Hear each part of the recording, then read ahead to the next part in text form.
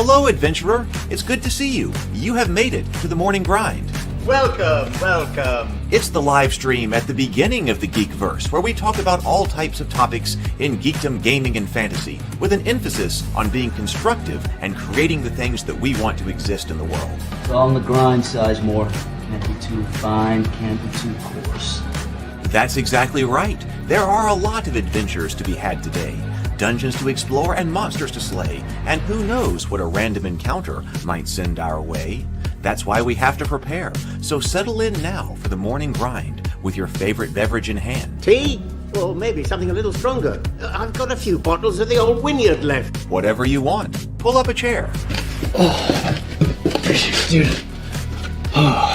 If you're feeling fancy, how about a cappuccino? Or a frappuccino? Or how about an espresso? Just tea, thank you. Sounds good to me, Gandalf. Whatever you want. I'm just glad you're here. Everyone is welcome. You can just watch if you want. You don't have to worship anything you don't want to worship. Thank you, Mike. But be forewarned. Sometimes we get really strange characters around here. Wait, what's that you say? Why can't you come and be a part of the stream? My wife would disown me. Oh no, I bet she'll be fine with it. Come on in. Am I scared for my safety? No. What are we supposed to do? Everybody do the secret handshake.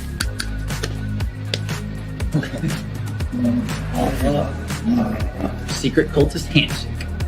Oh, now do wizards who love each other. This, my friend, is a science. I still don't have gifts, but it's fine. It's all on the grind, son. Can't be too fine, can't be too coarse. Dude, this would be a sick place to bring the band. Indeed it would be, Dave. It really would. I'm seeing more people coming in. Welcome. Glad to have you here. Oh, look, here's someone new. Is this the cultist meetup? Yes it is. Come to hang out? Please accept me. I have nothing else. Okay, we accept you. Everyone's welcome here. Brought some snacks. Well, that makes things even better. You want some coffee? I don't drink coffee. You sure? It's cultist coffee. What makes it cultist coffee? I'm a cultist and I'm drinking it. Oh. Then I'll have some. What exactly is going on here? I'm seeing more people coming in. Welcome. It's so great to have you. Oh, and look, here comes another stranger. Can we help you? Yes, fellow cultists. I could really use some food. Oh yeah? Welcome. We have donuts. Oh, it's me. I'm glad I'm here.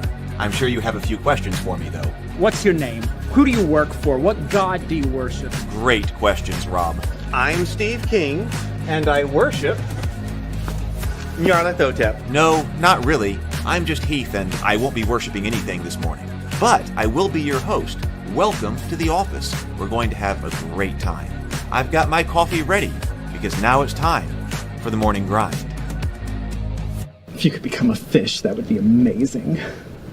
Then I could command you with my mental fish powers. All right.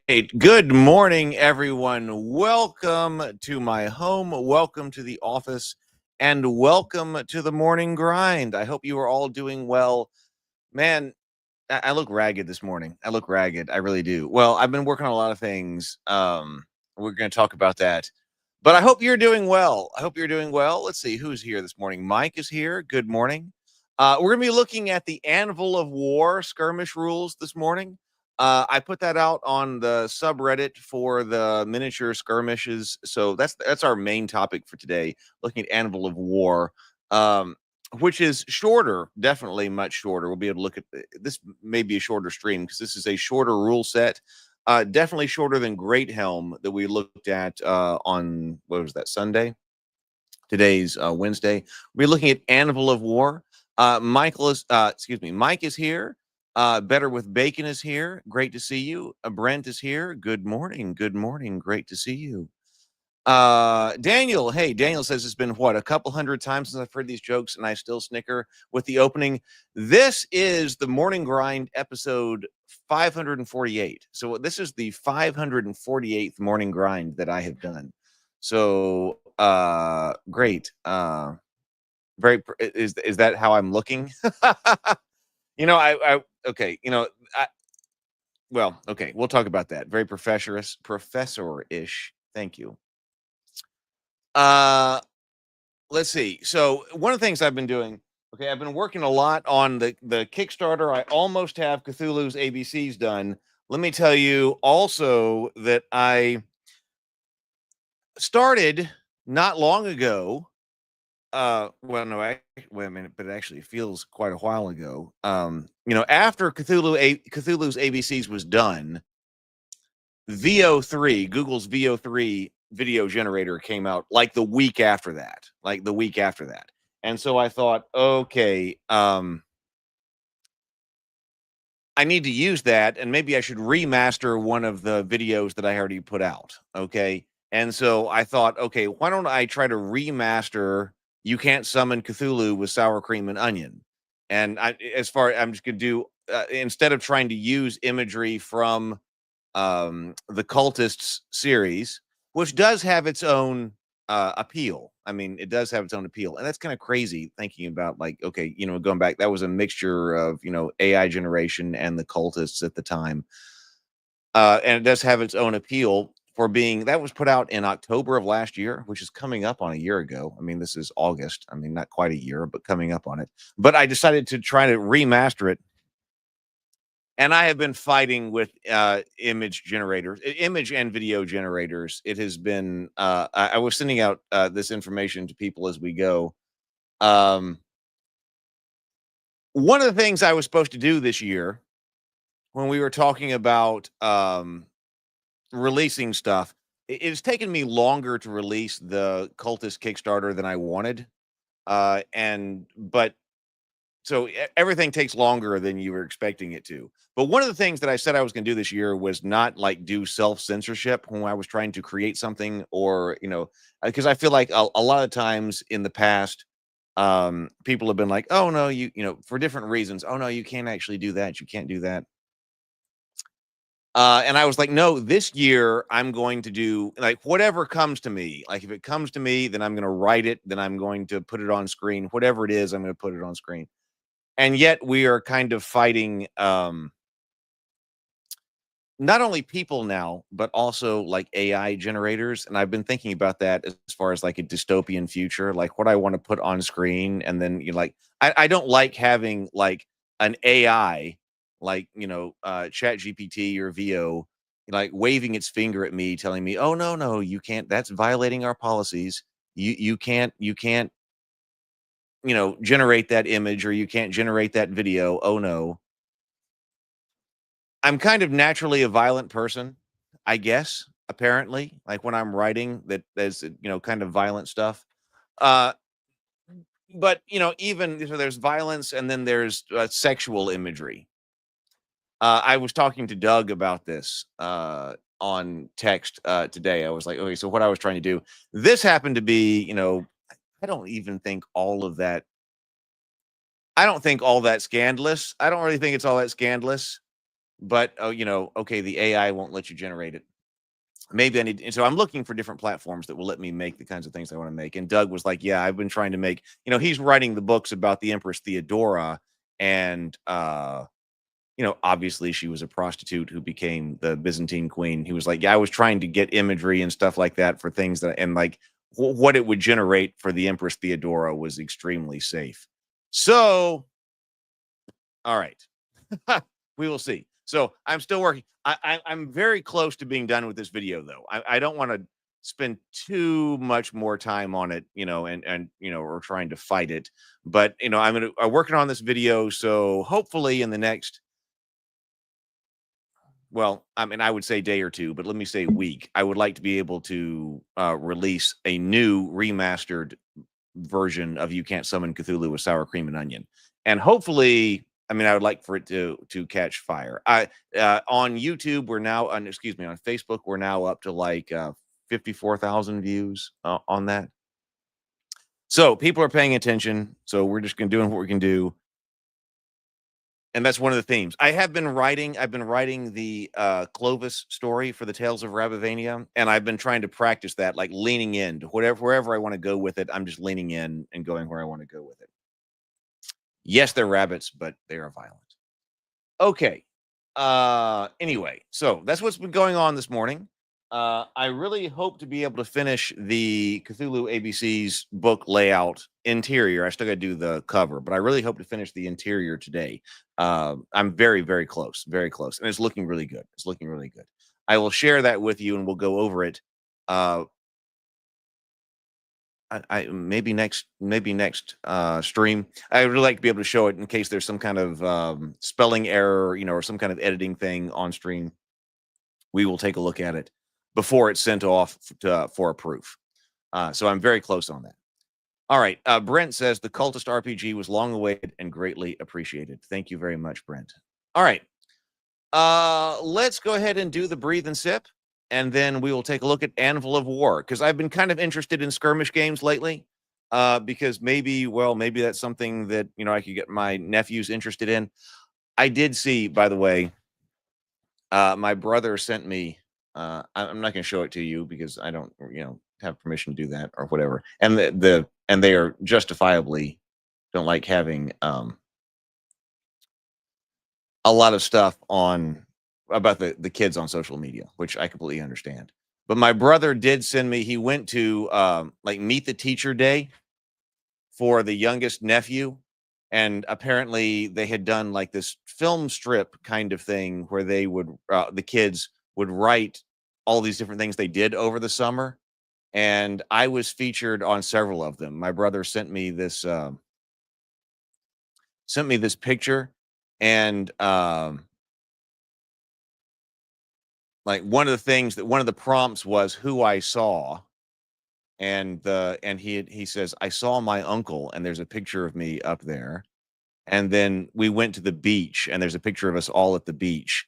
And then there was also a prompt, what I played, and it was Magic. So he was like, I played Magic. Okay, so I made several different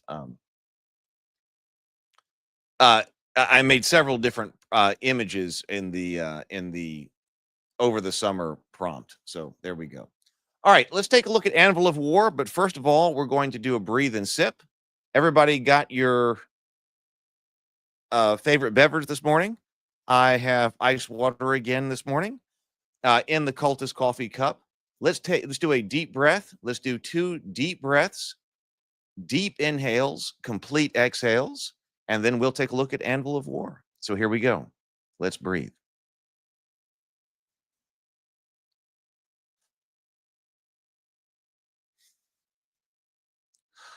And sip. Here we go.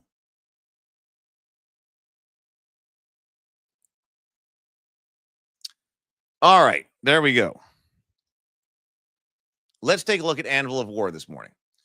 All right, so the Anvil of War skirmish rules. I've been kind of interested in skirmish rules lately, trying to find some good ones, because yes, we've had great success with Magic the Gathering with the nephews, but we haven't been able to get them interested in miniature gaming.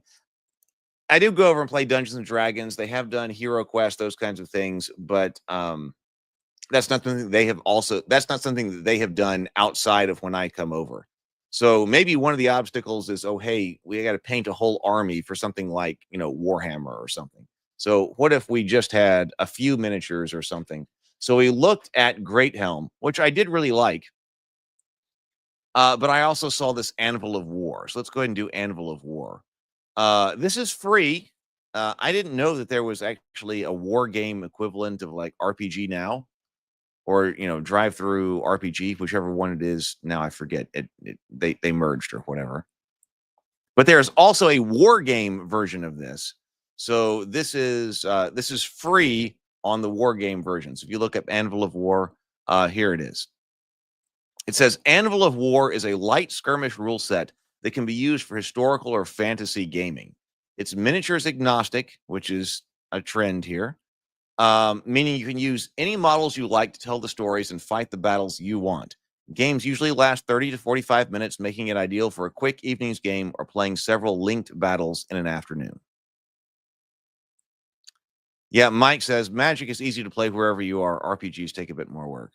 But my point was that it's not like they don't like ask, oh, when are we going to play Dungeons and Dragons again? But they are, asking, okay, when are we going to play Magic again? But yes, the ease of play is definitely a factor. And my brother and I were talking about that. Like, okay, so ease of play is important. Even as complicated as Magic's rules actually are, like overall, I was able to teach them very quickly, and that's important. I think it's important. So, Better with Bacon says, I'm going to tell you how old. I'm going to tell you I'm old without telling you I'm old. I become less interested in fantasy and sci-fi war games and more interested in historical war games the more time passes. I have personally always been interested in the historical war games. I wrote an extremely complex Napoleonic rule set when I was in high school. It never got played. I was trying to make the most authentic Napoleonic rule set I could. I do really love Napoleonic wargaming, but I don't really get to do that anytime.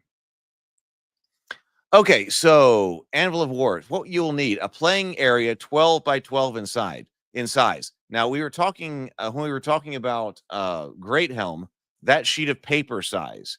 But I didn't know this was 12 by 12, but I've thought about that, and I was like, because I really like playing on a grid, which also this one is not apparently on a grid, as I can see from the picture here. But I like but I was thinking about 12 by 12. That's another kind of issue that I was thinking about with like Warhammer versus Magic. Like when we get together, they want to play a tournament. Let's play a tournament. So what do we do with the tournament? We play like a Magic tournament that's a round robin tournament. And we got the big dining room table when I go over to my brother's house. And there are 5 of us, my brother and me, and then the 3 boys. So one person sits out any particular round, which is fine. But then the other 4 people get to sit at the dining room table, and you can play games of Magic. When my uncle used to come over and we were playing like Warhammer, really he could only play one person all afternoon. So one person didn't get to play, and then one person got to fight the battle all afternoon. An advantage of Magic is that, okay, we can play games in 20 to 30 minutes or whatever it is. I mean, sometimes shorter, but a 20-minute game. And there can be multiple games going on at the same table as we rotate. So when I was thinking about either a strategy battle game or something that is a skirmish game, something like a 12 by 12 battlefield does allow you to run multiple games at the same table. So that's an advantage that I hadn't thought about until I was playing with my nephews in this kind of environment. That okay, this is a 2-player game, but it's not a problem if it's a 2-player game if it takes up a small amount of size, a small playing space, so that you can have multiple games going at the same dining room table, and they're played quickly so everybody can rotate. So that's an advantage. That's an advantage that I hadn't thought about until now. Some terrain, such as low walls, trees, huts, or hills, whatever you like to set the scene, 5 28mm scale models per player. Hey, Charlie. Good morning, Charlie. 3 models to represent objectives in scenarios. They should be themed to the scene you are setting up. A selection of 6-sided dice called D6s herein. So this is also D6. The game calls for rolls of D3. The game calls for rolls of D3. Roll a D6 and have the result rounding up, and D6s. A tape measure or ruler to measure movement of your troops on the battlefield. A spirit of cooperation and fun. While these rules will help you fight desperate battles between war bands, the point of all this is to have a good time, show off models, and spend time with friends. Okay, it says a note on models. Anvil of War was designed around 28mm models. I mean, I guess it's important to note here, this is 5. So I've seen a number of different games now created for like 5 or 6 models. We talked about what is the difference between this, or we briefly mentioned what's the difference between a skirmish game and a warband game. Skirmish games, I might be expecting more. This is not a hard and fast rule here, but in skirmish game, I might be expecting more miniatures. So is this a warband game? Is it a skirmish game? Whatever. It says it's a skirmish game, but it's for a very limited number of models, which is nice. Especially if you are trying to get somebody involved in the hobby and it's not, hey, paint up all of these like 300 models, which look great, but is intimidating. Like here's a way, like here is 5. Great Helm was 6. So I've seen a number of different games that are like 5 or 6 models now. So a note on models. Anvil of War was designed around 28 millimeter models, but there's no reason they could not be used in a smaller scale. They could not be used in a smaller scale without modification. You need 5 figures per player. Models are defined in these rules by their role in battle, not particularly how they are armed or equipped, which is different from Great Helm. Great Helm was WYSIWYG. What you see is what you get armed, on your models. This one is different in that you've got roles in battle. That said, it should be obvious when looking at a model what its intended role is. Warlords should have billowing cloaks or mighty weapons. Wizards, we do have wizards in this.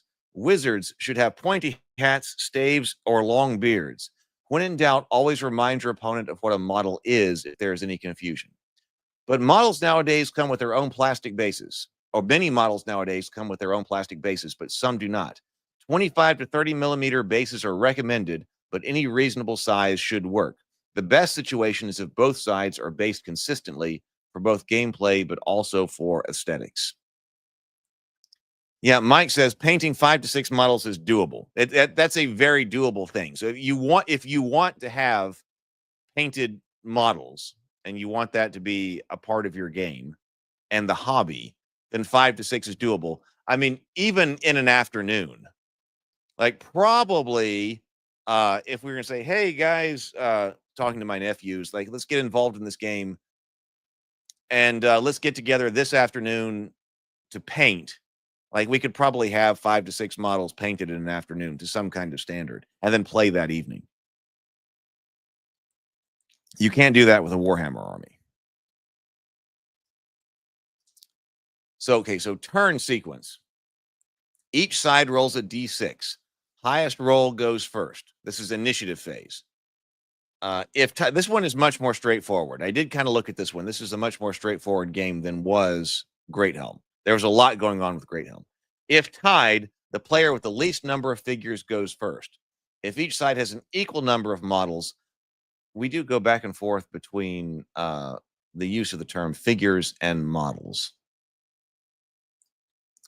I have noticed that it is also a lot more common in rules today to use the term like you're talking about models. I think earlier, especially as I was growing up, you talked about like soldiers or warriors or something. But it seems like, especially, I guess, following Games Workshop, where they are talking specifically about models, perhaps because they're trying to sell you models, right? So I've noticed that like, okay, which model is touching which model? Whereas I would have said something about like what soldier is touching or warrior is touching what warrior or something.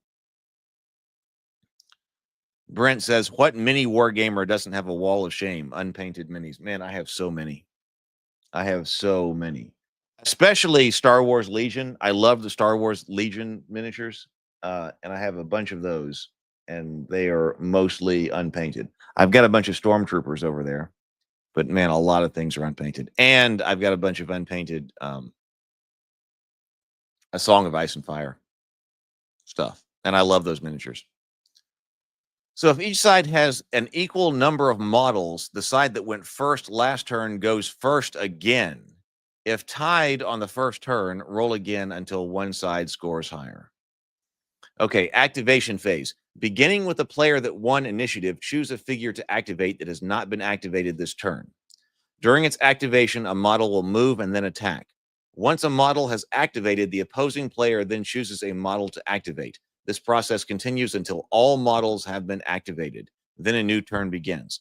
This is actually very much like Enchantress, the game that my brother and I created about, which was kind of a skirmish game, a warband game about wizards fighting in an arena. And I wanted to say something about this with regard to Great Helm too. So in this case, the person, I'm not sure who created. We have who created? Oh, I don't see a name right here.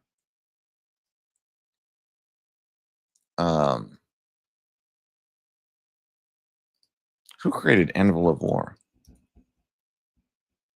Maybe it's on. Oh,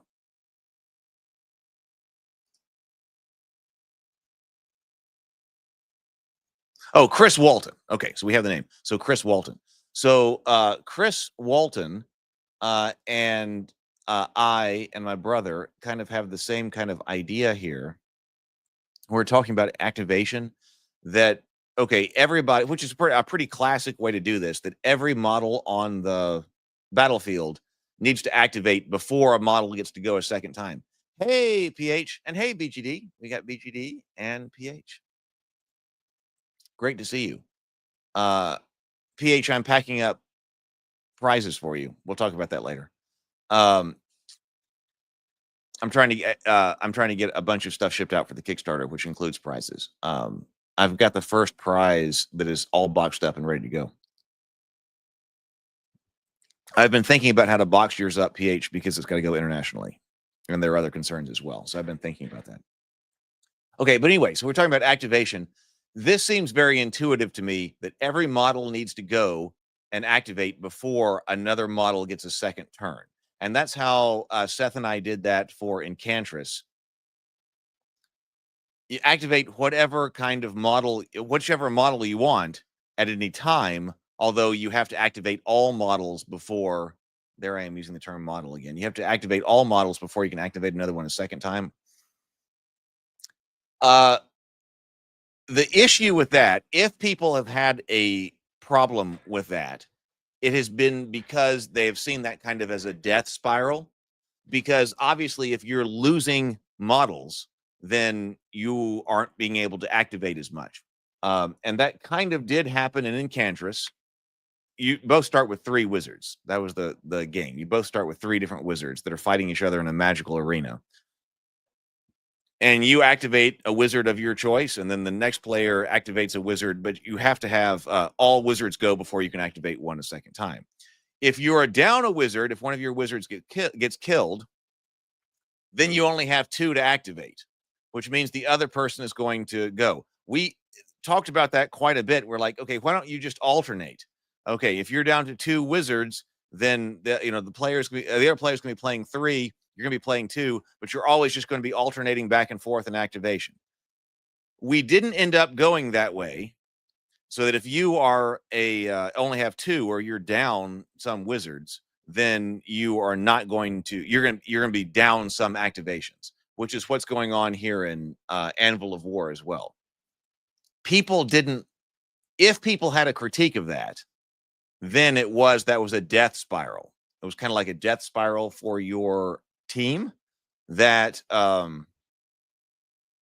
once I've lost a wizard, I become less capable, and then I'm moving toward defeat. In some ways, that's good that the game moves to a conclusion, right? If you start losing, if you have people who are dead and your opponent does not, the opponent is now outnumbering you, and the game's gonna move to a conclusion. That's an advantage of that. Great Helm that we looked at on Sunday had a very different kind of system for that, because Great Helm doesn't care if you activate the same model every time, right? That's allowed in Great Helm. In Great Helm's initiative system, there is an element of Great Helm's initiative that was based on the number of models you have, because you were supposed to roll some number of D6 that was kind of equal to the number of models that you have, number of knights that you have on the table. Maybe it was +1 or something, but down to a minimum of 3. So your initiative dice were dependent on the number of knights that you had up. but you could activate the same knight multiple times, have them do multiple things. So I'm very interested in that. I meant to bring that up when we were talking about Great Helm more, because that's a different way of doing initiative. But what's here in Anvil of War is a much more classic kind of initiative, the kind of one that we went with Enchantress. So that makes me want to kind of play. Yeah, okay. So Mike said that it was models you have +1. And I think it said minimum of 3. So even if you only have 1 knight left, you're still rolling 3 initiative dice. I believe that's the way that it was. I kind of want to play that system because it's different from what is here and what was in Enchantress. I don't think these systems are bad, but the critique of them, when there was a critique of them, was the death spiral kind of thing. So I'm interested to note this. So Great Helm kind of solves that in an interesting way, or potentially does. I haven't played it yet. Moving. When a model moves, it can roll D3, roll a D6, and have the result rounding up inches plus a number of inches equal to its move. So it's D3 plus move score. A model may move in any direction along any route up to the distance rolled. A model may not move through another model, friend or foe. A model must move through an area of terrain. If a model must move through an area of terrain designated as rough, roll D6. On a 3 or higher, the model moves normally. If 1 or 2 is rolled, the model halts and may not move further this turn. So that's also an interesting difficult terrain rule. Going into difficult terrain doesn't cost you more movement points. You move into the difficult terrain. On a 3 or higher, it moves normally. If a 1 or 2 is rolled, you just halt and can't move any further. A model in base-to-base contact with an enemy model may not move unless the enemy is knocked down. In Great Helm, we can move freely. Here, once you're in base-to-base contact with an enemy model, you cannot move unless they are knocked down. Attacking. After a model has moved, it may immediately attack any foe it is in base-to-base contact with. To make an attack, roll a d6. If the score is equal to or higher than the model's attack statistic, a hit is scored. Otherwise, the attack is a miss. So we have like a weapon skill kind of thing here. If a model is hit, the owning player then makes an armor save by rolling d6. If the score is equal to or higher than the model's armor statistic, the hit is negated. So you get an armor saving throw. If the hit was not negated, the attacking player rolls a d6 and adds the attacking model's strength statistic. Kind of Warhammer-like here. We don't have to hit and to wound and then armor save, but we have to hit, and then we have armor save, and then we have to wound after that based on the model's strength statistic. The resulting score is then checked on the injury table, and the effect is resolved. So here's the injury table. Roll 1 to 2. The model is knocked down, which kind of does remind me of something like Wartime. In Wartime, you could be knocked down. So 1 to 2, the hit model is knocked down. Turn the model on its side. A knockdown model may do nothing until its next activation. On its next activation, the model may stand up, but may do nothing else on this turn. Okay, very Mordheim-like. 3 to 4. Now remember, you're adding the strength score to this roll. 3 to 4, the hit model is bloodied. Place a bloodied marker next to the model. A model can accumulate multiple bloodied markers. The next time this model is injured, add an additional +1 for each bloodied marker on the model when determining the final score on the injury table. And then 5 to 6, the model is killed and removed from play. So you do have like a hit point kind of thing, which I like. I mean, that wasn't in like Mordheim. Mordheim had wounds, which is more like, Warhammery. But this is simulating hit points and in a count up way. And I've been thinking about that. I do like count up. You're not counting down some number of injuries or wounds or something here. We are counting up until you roll 5 or 6 and the model is killed. So this is a count up system, which I am actually kind of partial to. In a countdown system, you know exactly where you are. I mean, there are advantages and disadvantages to both. If you're counting down, if you have a certain number of hit points, once you're out of those hit points, you're dead and you're out of the game or whatever. But here, if you're counting up, you're making the die roll increasingly more difficult. So you don't ever know exactly when you're going to drop. But with an increasing number of bloodied markers, in this case, you're making it more likely that you're going to go out. Although if you roll well, you may still be in the game. Some models can make attacks as shooting. If a shooting model can draw an uninterrupted line of sight to this target, it can make an attack. If the target is partially obstructed, the target model adds +1 to their armor save if hit. If a model is in base-to-base contact with an enemy model, it may still shoot, but the target must be a model is in base-to-base contact with. Very different shooting rules here.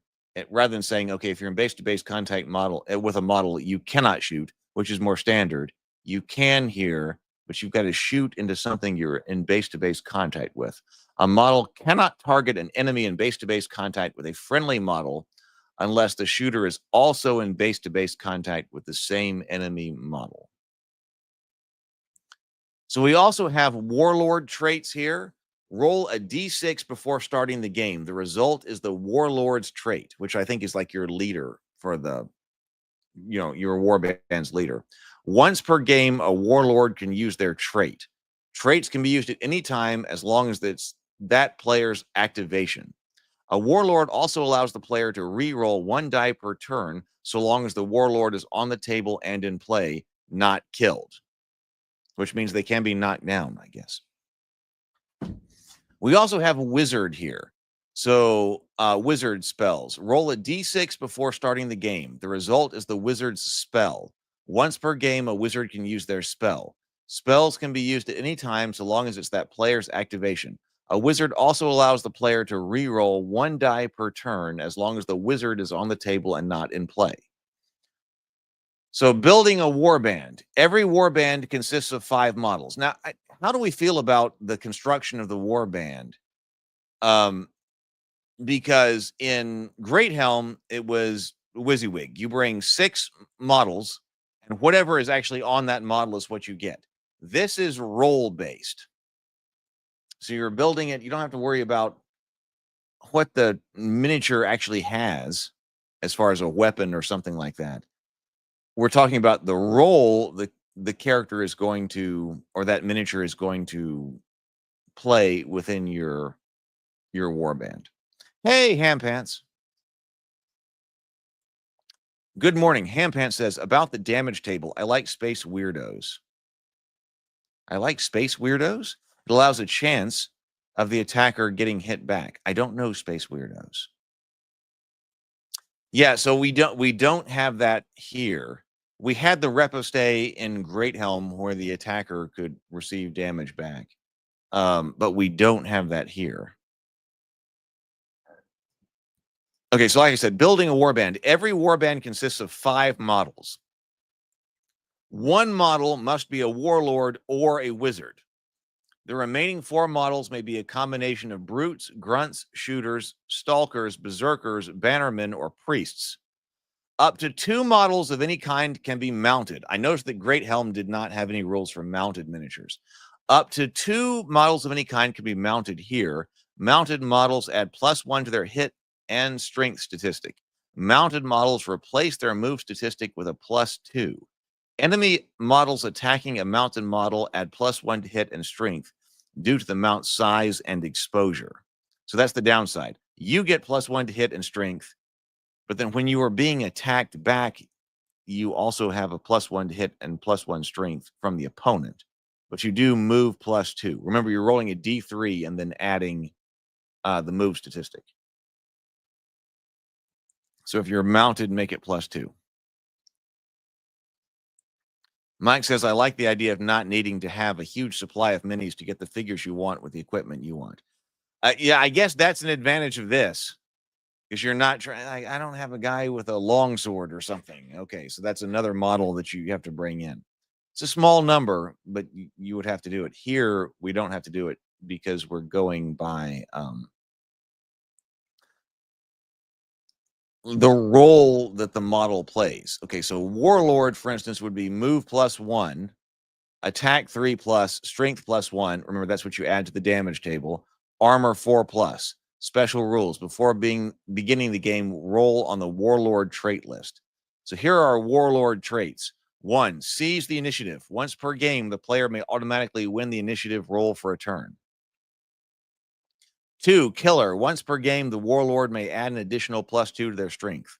3. Lucky. Once per game, the Warlord can count a failed armor save as successful. 4. Impetuous. Once per game, the Warlord can make an additional attack during an activation. 5. Inspiring. Once per game, you may make any friendly model ignore a knocked down effect. 6. Cunning. Once per game, you can roll any one die. You can turn any one die roll into the score of a 6. So those are the Warlord special rules. Wizard is also move +1, attack 5+, strength +0, armor 4. Special rules. Before beginning the game, roll on the wizard spell list, but then also lightning bolts. This model may make shooting attacks. So here are our wizard spells. Roll. 1. Meteor shower. Once per game, choose up to D3 enemy models anywhere on the board to target with meteors. Make an attack roll for each target. No model may be targeted more than once. 2. Resurrection. Once per game, the wizard may return a model previously killed to play. Place the resurrected model within 3 inches of the wizard and give it 2 bloodied markers. This model is now free to activate as normal.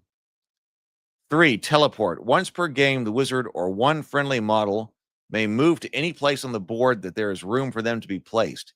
This does not count as moving and can be done with an enemy, and can be done even with an enemy in base-to-base. In base-to-base, I guess that's base-to-base contact. 4. Invisibility. Once per game, any attacks against the wizard require a score of 6 to hit. This effect lasts until the start of a new turn. Protection. Once per game, the wizard and any friendly models may re-roll failed armor saves. This effect lasts until the start of a new turn. 6. Fireball. Once per game, the wizard may make a shooting attack with it to hit 3+ and a strength of +3. So you can have 0 to 2 brutes. The brute is move +0, attack 3+, strength +1, armor 5+. Special rules, tough. This model ignores knockdown injury results.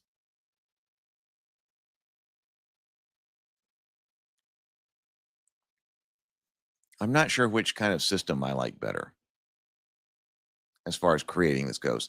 You can have 0 to 4 grunts. Move +1, attack 4+, strength +0, armor 5+. Special rules, meat shield. If this model is in base-to-base contact with a friendly model, they both add +1 to their armor saves.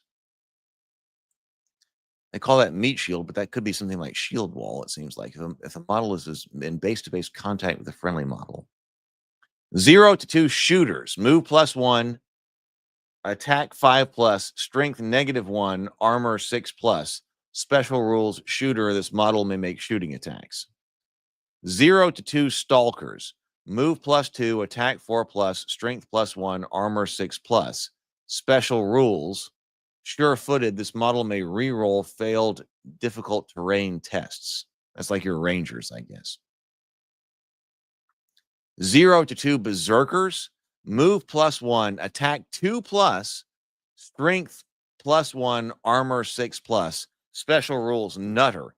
If this model rolls a 1 to attack, their heart explodes and they are killed. Okay. 0 to 1 bannerman. Move +0, attack 4+, strength +0, armor 5+. Special rules, battle standard. Friendly models within 3 inches of a bannerman may add +1 to armor saves. 0 to 1 warhorn blower. Move +0, attack 4+, strength +0, armor 5+. Special rules, call of the hunt. Friendly models that start their activation within 3 inches of a warhorn blower may add +1 to their moves. We have priest and healer. I noticed that it was talking about how many priests you can have, but maybe the category of priest is supposed to include priest and healer here. 0 to 1 priest, move +1, attack 6+, strength +0, armor 6+. Special rules, God's favor. As long as this model is alive and on the board, the player may reroll 1 die result per turn. This is in addition to rerolls granted by warlords or wizards. And then 0 to 1 healer, move +1, attack 6+, strength +0, armor 5+. Special rules, healing salve. If this model gives up an attack during its activation, it may instead remove a bloodied marker from a friendly model within 1 inch. So those are the rules, kind of short and sweet here. We've got scenarios here, raiders, monster hunters with monster rules, messengers, there can only be one, king of the hill. It says designing your own scenarios. Anvil of War is obviously a pretty simple game, and as such, it can be flexibly adapt to scenarios from other games. Situations where one side attacks while the other defends works just fine. Games with turn limits are usually best kept to 5 to 6 turns. When it comes to making your own scenarios, which I highly encourage, a few bits of advice. Anvil of War concerns itself with the point that battle meets or the crescendo of the story. Sneaking around the village to determine the order of attack, halting the ritual that summons the eldritch horror from beyond. Okay, I'm all about that, etc. Happens before the games begin. It's best to concern yourself with the ramifications of those events rather than playing them out. Try to create scenarios that encourage moving around the board. It's easy for the game to devolve into a brawl in the middle, which can be fun sometimes, but creating situations where players have to deal with multiple things happening are always more interesting. Well, okay, talking about a brawl in the middle of the board, what probably contributes to that, and we talked about that last time with Great Helm, or talked about this general idea, because in Great Helm, you can always move even if you are in base-to-base contact. But doesn't this specifically tell me that a model in base-to-base contact with an enemy model may not move unless they are knocked down? So this game does kind of lock them together. In something like Warhammer Quest, there was an evasion roll. So I haven't seen the games that we've been reading yet involve like an evasion roll, because that would be an alternate way to do this. What's an in-between of, hey, you can always move away if you're in base-to-base contact, or you cannot move away. An alternate is something like Warhammer Quest had, which you had an evasion roll, right? That, okay, maybe you can and maybe you can't. Some different types of characters will be better at trying to evade and being able to move away if they are in base-to-base contact. Maybe that's something we could add in at some point. If nothing else, feel free to tinker with the game system. Make it your own fun. The worst case is that your scenario is one-sided or doesn't work, and you and a friend have only lost about 30 minutes of gaming. Still plenty of time to try something again or try something new. We do have campaign rules here.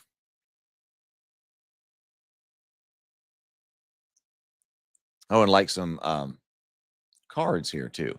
So what are the campaign rules? I didn't read all the scenarios, but let's go to campaign rules. Campaign rules for 2 players. The campaign lasts 5 games. Oh, so Mike also says attacks of opportunity or something similar seems to always lock models down and reduce movement on the board. Yes. And lately I've been more about movement.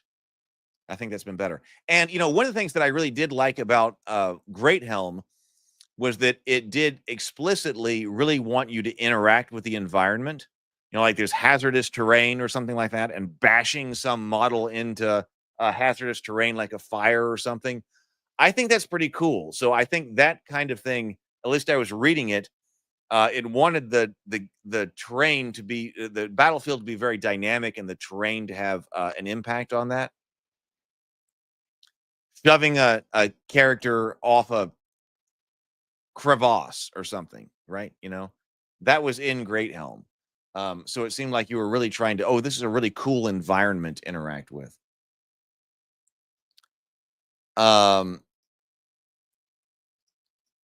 campaign rules for 2 players. The campaign lasts for 5 games. During each game, the player receives glory and boons. After each game, the winning player gains a number of glory points equal to the game number. Okay, the first game is worth 1, game 2 is worth 2, and so on. After each game, 2 boon cards are drawn from the deck. The winning player decides which one they will keep. The other card is given to the defeated player. The cards are kept and used by each player over the course of the campaign. Boon cards may be played during the player's activation or when the card indicates. Once a boon card is played and its effect resolved, it cannot be used again until a new game is played. After 5 games, the player with the most glory is the winner. For 3+ player, it says the campaign lasts for a number of games equal to 2 times the number of players. Prior to the start of the campaign, each player draws a boon card. After each game, 1 boon card is drawn from the deck. The winning player decides whether to keep the card drawn or to take one of the defeated player's cards. The defeated player then takes the drawn card of the winner, drawn card if the winner chooses one of the defeated player's cards. These cards are kept and used by each player over the course of the campaign. There are no boon cards. If there are no boon cards left unclaimed in the deck, the winning player chooses one of the defeated player's cards. The defeated player has 1 less card. Boon cards may be played during a player's activation or when the card indicates. Once a boon card is played and its effect is resolved, it cannot be used again until the new game is played. Once a player has accumulated the number of boon cards equal to 2 times the number of players in the campaign, that player wins. So we have things like Broken Blade, play to immediately cancel a hit, or Holy Relic, play to turn any attack, armor, or injury roll into a 6. Old Injuries, play to add a bloody token on any uninjured enemy model. Reinforcements, play to return 1 non-leader friendly model that has been killed. Place the model on your home board edge. It may activate as normal. Automatically hit. Cunning Plans, add a +2 to initiative roll. Death Blow, play to turn an injury roll into a killed result. Howling Winds, play to immediately make an enemy move roll count as 1. Death Dealer, play to make an attack with a friendly model. Play to make an attack with a friendly model regardless. Oh, to make an attack with a friendly model regardless if it is activated this turn. Okay. Heroic Dash. Okay, well there was much less to this than Great Helm. But that's the base of a game. I think there's something that could be built on this. Actually, one of the reasons that I kind of like this is because me, especially with all of my like scope creep and any kind of project that I have, like, hey, all right, let's make a skirmish game. Especially if you're not getting into the campaigns here that have the different cards and things. I mean, this is only 7 pages. And especially if you weren't worrying about the campaign and you were just like, hey, what's the least I have to do in order to actually get playing with models on a skirmish game? This is it. Like Anvil of War does it, right? What's the least I have to do in order to get playing at the table?